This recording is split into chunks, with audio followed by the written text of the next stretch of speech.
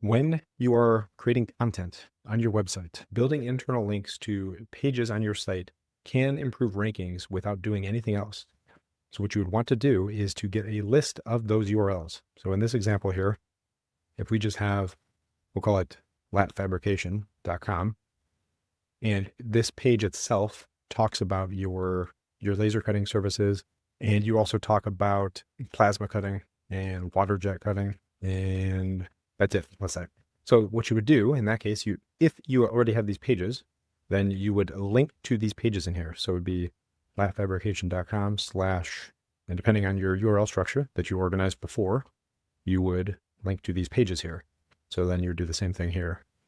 Boom, water jet cutting. And what you would want to do is to keep this list in here and have this prompt that says, additionally, if relevant, link to any of these internal pages using strategic, contextual, optimized anchor text based on the topic of the page.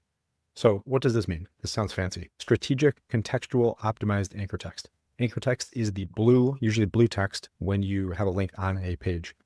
You would want to be sure that within the content on your site, you're using contextual, so it's relevant within that piece of content to link to this other page. So on your laser cutting page, for example, if you talk about the differences between laser cutting and plasma cutting, you could say something like that. I'll show you when the content's created because it should do this for us.